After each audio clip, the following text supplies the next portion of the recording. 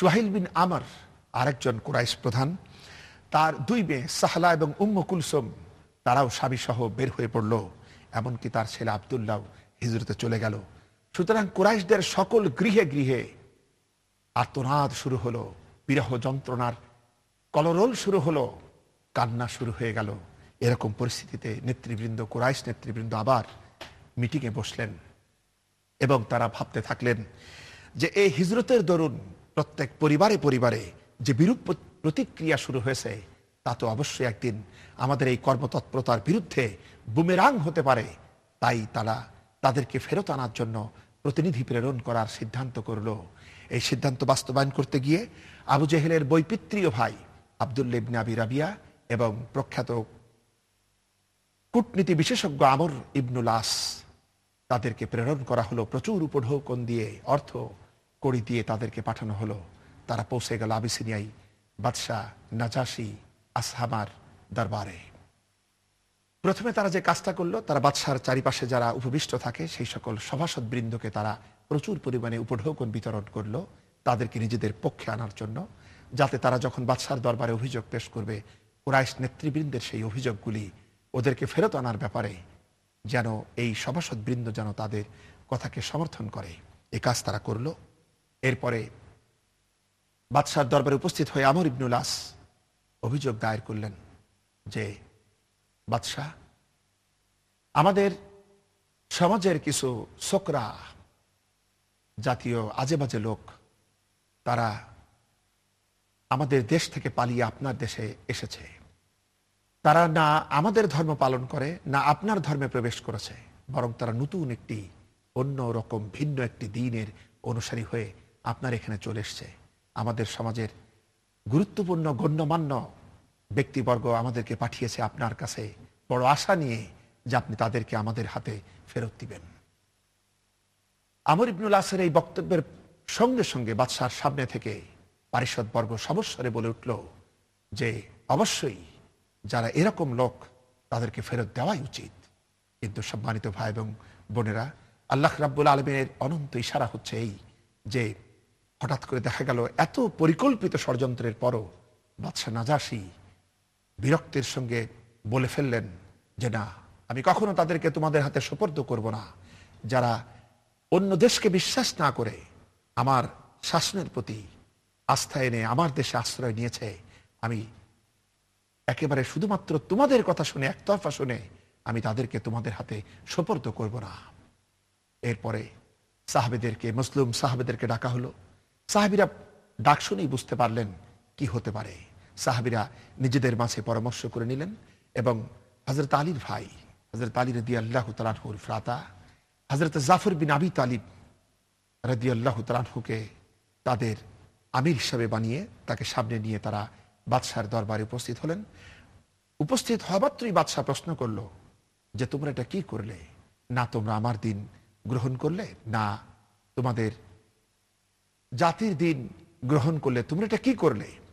হযরত জাফর বিন আবি তালিব রাদিয়াল্লাহু তাআলা আনহু ভরা দরবারে দাঁড়িয়ে তিনি বড় সুন্দর একটি বক্তব্য দিলেন।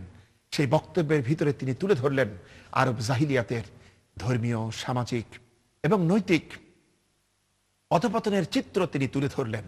এরপরে তিনি বললেন রাসূল পাক সাল্লাল্লাহু আলাইহি ওয়াসাল্লামের আবির্ভাবের কথা এবং তার শিক্ষা দীক্ষা তাদের জীবনকে কি সুন্দর করেছে সেই সবগুলি তিনি তুলে ধরলেন।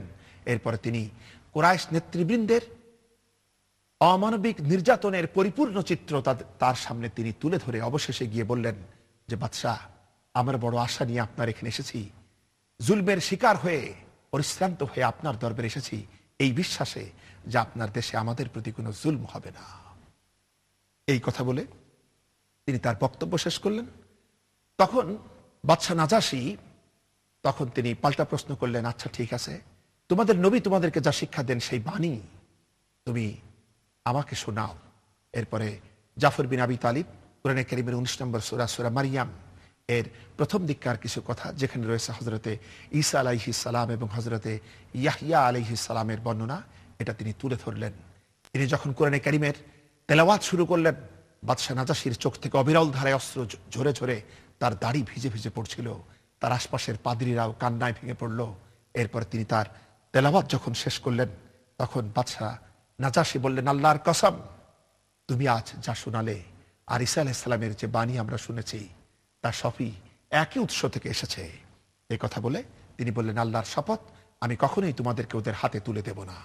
সম্মানিত ভাই এবং বোনেরা, তারপর তারা বিদায় নিয়ে চলে গেল। কিন্তু আমর ইবনুল আস পরদিন আবার বাদশার দরবারে গিয়ে নতুন ফন্দি নিয়ে অভিযোগ দায়ের করলো যে, বাদশাহ, ওরা কিন্তু হযরত ঈসা আলাইহিস সালামের বিরুদ্ধে একটি মারাত্মক কথা বলে। এই অভিযোগে কৌতূহলী হয়ে বাদশাহ নাজাশী তাদেরকে আবার নিজের দরবারে ডাকলেন। সাহাবীরা বুঝতে পারলেন কি বলা যায়। অবশেষে তারা পরামর্শের ভিত্তিতে এটাই সিদ্ধান্ত নিলেন, যেটা সত্য, আল্লাহর নবী আমাদেরকে যা শিখিয়েছেন সেটাই আমরা বলবো, কোনো মতে এতটুকুও রাগঢাক করব না। এই কথা বলে হযরত জাফর বিন আবি তালিব তার সহযাত্রীদের নিয়ে বাদশার দরবারে এলেন। বাদশাহ প্রশ্ন করতেই জাফর বিন আবি তালিব রাদিয়াল্লাহু তাআলা আনহু বলে উঠলেন, হুয়া আব্দুল্লাহি ওয়া রাসূলুহু, হযরত ঈসা আলাইহিস সালাম হচ্ছেন আল্লাহর বান্দা ও তার রাসূল, এবং আল্লাহ পাকের পক্ষ থেকে একটি রূহ এবং একটি বাণী যা আল্লাহ পাক হযরতে কুমারী মারিয়াম আলাইহিস সালামকে প্রদান করেছিলেন। এই বক্তব্য শোনা মাত্রই বাদশাহ নাজাশী তার সামনে থেকে ছোট্ট এতটুকু তৃণখণ্ড তুলে নিয়ে তিনি বললেন যে, তোমরা যেটা বললে ঈসা আলাইহিস সালাম এর থেকে এতটুকুও বেশি মাত্র নয়। এই কথা বলে কুরাইশদের পাঠানো উপঢৌকনাদি তিনি প্রতিনিধিদের হাতে ফেরত দিয়ে বললেন, শোনো, তোমরা ফিরে যাও, আমি ঘুষ খাই না। এই কথা বলে তাদেরকে ফেরত দিলেন এবং মুসলমানদেরকে আশ্বাস দিলেন পরিপূর্ণ শান্তি ও নিরাপত্তার সঙ্গে তারা যেন তার দেশে বসবাস করতে থাকে। আল্লাহর শুকর। সম্মানিত ভাই এবং বোনেরা, এই আলোচনার ভিতরে আমরা বেশ কিছু বিষয় আমরা উপলব্ধি করতে পারি। তা হলো, এত অল্প দিনের মধ্যে তাওহীদের রিসালাত ও আখিরাতের প্রতি ঈমানী শিক্ষা তাদের জীবনকে কতখানি প্রভাবিত করেছিল তার একটি জীবন্ত নমুনা আমরা দেখতে পাই রাসূল পাক সাল্লাল্লাহু আলাইহি ওয়াসাল্লামের প্রিয়তম এই মজলুম সাহাবীদের মাঝে।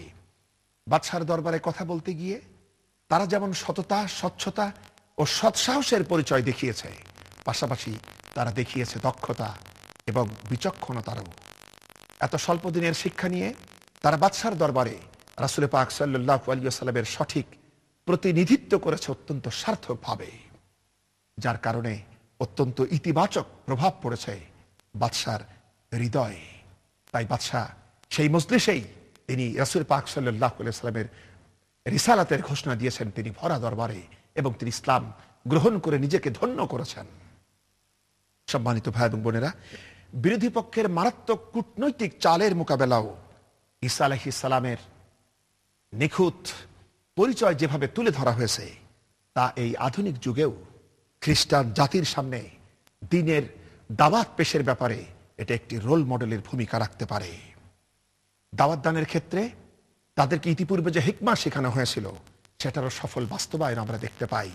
তাদেরকে বলা হয়েছিল সূরাতুল আনকাবুতের ৪৬ নম্বর আয়াতের ভিতরে বলা হয়েছিল, তোমরা উত্তমভাবে আহলে কিতাবদের সঙ্গে বিতর্ক করবে। এছাড়াও বলা হয়েছিল কোরআনে কারীমের ১৬ নম্বর সূরা সূরাতুন নাহল এর ১২৫ নম্বর আয়াতে বলা হয়েছিল যে, উদউ ইলা সাবিলি রাব্বিকা বিল হিকমা ওয়াল মাউইজাতিল হাসানা ওয়াজাদিলহুম বিল্লাতী হিয়া আহসান।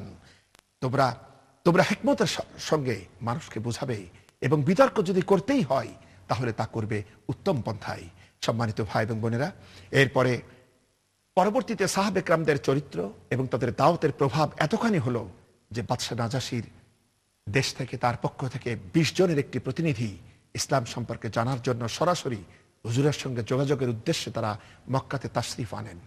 কাবা শরীফে হুজুর সাল্লাল্লাহু আলাইহি ওয়াসাল্লামের সঙ্গে তাদের দেখা হয় এবং তারা হুজুরকে প্রশ্ন করেন।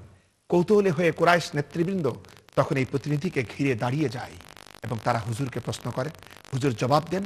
এরপরে রাসূল পাক সাল্লাল্লাহু আলাইহি ওয়াসাল্লাম তাদের সামনে কোরআনে কারীমকে তুলে ধরেন, তার পবিত্র কণ্ঠের তেলাওয়াত দিয়ে তাদেরকে মুগ্ধ করেন। তারপরে কি হলো, তারা সব স্বতঃস্ফূর্ততার সাথে হুজুরের সামনে পবিত্র কালিমা তাওহীদ এবং কালিমা শাহাদাতের ঘোষণা প্রদান করেন। এই অবস্থা আমরা একটি চিত্র দেখতে পাই কোরআনে কারীমের সূরাতুল কাসাস, কোরআনে কারীমের ২৮ নম্বর সূরা এবং ৫২-৫৩ নম্বর আয়াতের ভিতরে। এখানে বলা হচ্ছে, আল্লাহ পাক বলেছেন যে, তোমাদের পূর্বে যাদেরকে কিতাব দিয়েছিলাম তারা এতে বিশ্বাস করে, এবং যখন তাদের সামনে এটা তেলাওয়াত করা হয় তখন তারা বলে, কলু আমান্না বিহি, ইন্নাহুল হাক্কু বির রাব্বিনা, তারা বলে আমরা তো এর প্রতি ঈমান এনেছি, এটা তো আমাদের রবের পক্ষ থেকে আগত সত্য এবং আমরা পূর্বেও তো মুসলিমই ছিলাম। সম্মানিত ভাই এবং বোনেরা, এরপরে তারা যখন ফিরে চলল, আবু জেহেল এবং তার বাহিনীরা তারা তাদেরকে ঘিরে ধরে বলল, তোমরা তো বেশ মূর্খ, তোমাদের মতো এরকম জাহেল লোক তো আমরা পৃথিবীতে দেখি নাই। কেন? তখন বলল যে তোমাদের দেশবাসী তোমাদেরকে পাঠিয়েছিল এই ব্যক্তির সম্পর্কে খোঁজ খবর নেওয়ার জন্য, আর তোমরা বাপদাদার ধর্ম ত্যাগ করে সামান্য কটা কথাই তোমরা সব চেঞ্জ করে ফেললে। তখন তারা তাদেরকে, আবু জেহেলকে জবাব দিয়েছিলেন যে আমরা আমরা যেটা বুঝতে পেরেছি সেটা আমরা ত্যাগ করতে পারি না, আমরা তোমাদের মতো জাহিলদের সঙ্গে বিতর্ক করতে চাই না, তোমাদেরকে সালাম। সম্মানিত ভাই এবং বোনেরা, এই ঘটনা রয়েছে আমাদের জন্য বিপুল শিক্ষা। আমরা এর পরবর্তী থেকে আগামী পর্বে আলোচনা করতে চাই। আল্লাহ আমাদের প্রতি রহম করুন, সাহায্য করুন, মেহেরবানি করুন। আমরা সকলেই পড়ি আমিন। আসসালামু আলাইকুম ওয়া রাহমাতুল্লাহি ওয়া বারাকাতুহু। يا أيها النبي إنا أرسلناك شاهدا ومبشرا ونذيرا وداعيا إلى الله بإذنه وسراجا منيرا وبشر المؤمنين بأن لهم من الله فضلا كبيرا